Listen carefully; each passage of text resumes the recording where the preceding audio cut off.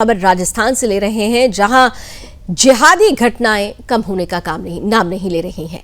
जिहादी घटनाएं फिर से सवाल खड़ा कर रही हैं कि आखिरकार ये जिहादी इतने बेखौफ क्यों हो गए हैं।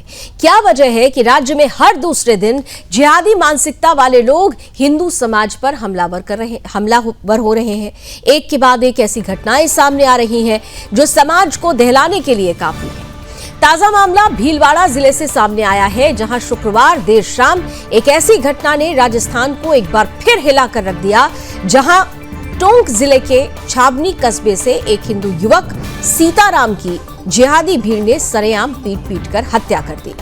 हत्या की वजह सिर्फ इतनी थी कि मृतक की कार शरीफ मोहम्मद नाम के जिहादी के ठेले से हल्के से टकरा गई। इस मामूली घटना को लेकर इतना शोर मचाया गया और मस्जिद के पास जमा हुई भीड़ को उकसा दिया गया। देखते ही देखते बड़ी संख्या में वहां लोग इकट्ठा हो गए और उन्होंने हिंदू युवक को पीट कर बेरहमी से मारना शुरू कर दिया और अंततः उसकी हत्या कर दी गई। उसकी मृत्यु हो गई जब उसे अस्पताल ले जाया गया। इस घटना के बाद से कस्बे में जबरदस्त तनाव है, बाजार बंद हो गए हैं। हिंदू समाज के लोगों ने देर रात तक थाने के बाहर धरना प्रदर्शन किया। आरोपियों की तुरंत गिरफ्तारी की मांग हो रही है। स्थिति को नियंत्रण में रखने के लिए प्रशासन ने 10 थानों की फोर्स तक तैनात कर दी है। लेकिन इन घटनाओं से ये स्पष्ट हो रहा है कि जब तक जिहादी मानसिकता के खिलाफ कड़ी कार्रवाई नहीं की जाएगी तो ऐसे तत्व समाज में अराजकता फैलाने की कोशिश लगातार निरंतर करते रहेंगे। मैं जिसके ऊपर पत्थर आया था मेरे सिर पे लगी है और मेरे को ध्यान नहीं था, मेरे को लोटा हो जाता। मैं जिसके ऊपर पत्थर आया था मेरे सिर पे लगी है और मेरे को ध्यान नहीं था, मेरे को लोटा हो जाता। आज शाम जहाजपुर कस्बे में एक घटना हुई जिसमें एक युवक की जान चली गई है और जिस संदर्भ में पुलिस अनुसंधान कर रही है और आरोपियों की से पूछताछ भी चल रही है और इस क्रम में जो भी अग्रिम कार्रवाई होगी वो किया जाएगा। तो एक मामूली से विवाद ने किस तरीके से तूल पकड़ा और जिहादियों ने हिंदू युवक की जान ले ली। राजस्थान भीलवाड़ा की खबर हमने ब्रेक से पहले आपके सामने रखी थी। इस खबर पर हमारे साथ हमारे संवाददाता सत्यनारायण जोशी हैं और साथ ही साथ तरुण कृष्णा जी हैं जो हिंदूवादी नेता हैं। सत्यनारायण, सबसे पहले आपके पास आ रही हूं। ये मॉब लिंचिंग नहीं तो और क्या है? बहुत सारे लोग जो कहानी कहते हैं कि भाई मॉब लिंचिंग नहीं होती है, इस मॉब लिंचिंग पर कोई कुछ नहीं बोल रहा है। फिलहाल अभी इस खबर में इस घटना के बाद से किन किन लोगों को हिरासत में लिया गया है, किन के खिलाफ अभी तक कार्रवाई हुई है? जी लावनी, जय हिंद। जय हिंद। मैं बताना चाहूंगा ये मॉब लिंचिंग ही है और इन लोगों का हौसला इतना पस्त हो गया है, आए दिन इस प्रकार की घटना घटित कर रहे हैं।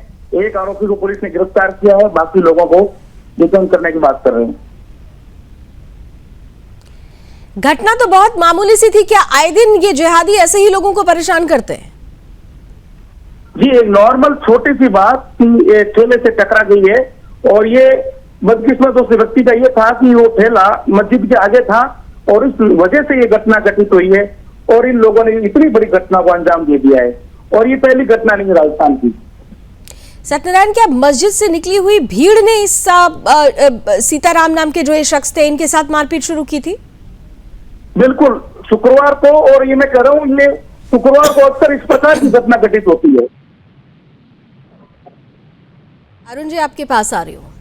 शुक्रवार और उस दिन अक्सर ऐसी घटनाएं होती हैं, जुमे की नमाज का वक्त और उसके बाद ये जो घटना हुई। अब इस मॉब लिंचिंग पर पूरी सेकुलर जमात चुप है, लेकिन कावड़ को लेकर जो परिस्थिति बनी है, पूरी की पूरी सेकुलर ब्रिगेड किस तरह से प्रतिक्रिया दे रही है हम देख रहे हैं। इस मॉब लिंचिंग पर सबने मौन साधना कर ली। अरुण जी। लावनी जी, आपको धन्यवाद निमंत्रण देने के लिए। जैसे जैसे इन जिहादियों की संख्या लावनी जी बढ़ती जाएगी, आप इन घटनाओं की जो गिनती है वो बढ़ती चली जाएगी। इसको रोका नहीं जा सकता। उसके कई कारण हैं। पहला कारण यह है कि आपने अभी देखा होगा यादव ब्राह्मण लड़ रहे हैं, कहीं पर ब्राह्मण दलित लड़ रहे हैं, कहीं पर दलित यादव लड़ रहे हैं। हिंदुओं को तो जाति के इस कैंसर में फंसा के आपस में लड़ाया जा रहा है। और कौन लड़ा रहा है? ये जितने भी लेफ्टिस्ट वामपंथी भांड हैं, ये हिंदुओं को तो आपस में लड़ा रहे हैं छोटी छोटी बातों पर। और एक तरफ इन जिहादियों को एकजुट कर रहे हैं। जैसे जैसे इन जिहादियों की संख्या बढ़ती जाएगी, आप देखोगे इस तरह के मॉब लिंचिंग की घटनाएं रोज बढ़ेंगी। अगर इसकी जगह किसी जिहादी की हत्या कर दी गई होती, तो अब तक जितने भी ये लेफ्टिस्ट राइट, जितने भी लेफ्टिस्ट वामपंथी, जितने भी इंडी गठबंधन है, अब तक ये लोग एक पैर पे नाच रहे होते। लेकिन क्योंकि मरने वाला हिंदू है, तो कोई भी इंडी गठबंधन, ये सपाई, ये कांग्रेसी, ये जितने भी विधर्मी पार्टियां हैं, दल हैं, इनमें से आपको कोई नजर नहीं आएगा। इसका एक बहुत बड़ा कारण लावनी जी ये है, हमारे देश का घटिया कानून, ऐसा घटिया कानून जो रात के 2 बजे न्यायाधीश आतंकवादियों को सुनने के लिए आता है, नुपुर शर्मा को कहता है कि तुम्हारी जुबान के कारण देश में दंगे हो रहे हैं। लेकिन जब बात जिहादियों की आती है, तो एक सॉफ्ट कॉर्नर पूरी न्याय व्यवस्था के अंदर कहीं से आ जाता है। हमें नहीं पता इसके पीछे क्या इकोसिस्टम काम करता है, लेकिन घटिया राजनीति, घटिया कानून व्यवस्था और इन जिहादियों की बढ़ती संख्या काम करता है। ये तुष्टीकरण की राजनीति ही वो इकोसिस्टम देती है। अरुण जी, सवाल ये आपने बिल्कुल सही कहा कि इकोसिस्टम आखिर कौन सा काम करता है? तुष्टीकरण की राजनीति का इकोसिस्टम काम करता है। यहां पर क्योंकि मरने वाला सीताराम है, क्योंकि मरने वाला एक हिंदू युवक है, इसीलिए सबने मौन साधना कर ली। सहिष्णुता, असहिष्णुता पर जो इतने बड़े बड़े बयान दिए जाते रहे हैं, जो लोग ये कहते हैं कि हमें हिंदुस्तान में रहने में डर लगता है। आमिर खान की पत्नी किस तरह से ये बात कहती थी, आमिर खान ने सहिष्णुता पर बात कही थी, लेकिन ऐसे ही लोग क्या इस मसले पर बात करेंगे? सवाल ये है कि हिंदुओं को ही चारा क्यों बनाया जा रहा है? क्या ये इतनी हिम्मत कैसे मिल रही है इन्हें? आज के समय में ये मूर्ख जाहिल हिंदू जब तक जातियों में बटा रहेगा, जब तक ये भेड़ बकरियों की तरह आपस में एक दूसरे को मारेंगे जाति के नाम पर। अब देखो महाराष्ट्र में क्या हो रहा है। महाराष्ट्र में ये मूर्ख हिंदू इस बात पे लड़ रहे हैं कि तुम मराठी क्यों नहीं बोल रहे हो, जो महाराष्ट्र में मराठी नहीं बोलेगा उसको मारेंगे। तमिलनाडु में मारेंगे कि तुम तमिल क्यों नहीं बोल रहे हो। ये मूर्ख अपनी क्षेत्रवाद, जातिवाद की राजनीति में आके ये मूर्ख भेड़ बकरियों की तरह आपस में लड़ रहे हैं। और ये भेड़िया जिहादी हमें वॉच कर रहे हैं, इनका इकोसिस्टम हमें वॉच कर रहा है कि ये आपस में लड़े मरेंगे और जो बचेगा उनको हम मार देंगे। घटिया कानून व्यवस्था और ये राजनीतिक विधर्मी पार्टियां, इनका भी नंबर आएगा। लेकिन आज इन्हें लग रहा है कि साम दाम दंड भेद, किसी तरह हिंदुओं को जाति में तोड़ के और मुसलमानों को एक करके किसी तरह अपनी सत्ता पाई जाए। लेकिन इन विधर्मी पार्टियों को पता नहीं है ये जिहादी हैं। इनके लिए आज तुम इनके किसी योग्य हो सकते हो, किसी तरह के अधिकार पाने के, एक दिन तुम भी मारे जाओगे। लेकिन इन विधर्मी पार्टियों को, इन मूर्ख हिंदुओं को, इन जिहादियों का षड्यंत्र नजर नहीं आ रहा। जो कुरान साफ साफ कहता है, साफ साफ, जो अल्लाह को नहीं मानेगा वो जहन्नुम जाएगा। जहन्नुम नहीं जाएगा तो उसे जहन्नुम पहुंचाया जाएगा। जैसे जैसे जिहादियों की संख्या बढ़ेगी, वैसे वैसे हिंदुओं के विरुद्ध बलात्कार, हत्या, लव जिहाद, जमीन जिहाद के केस बढ़ेंगे।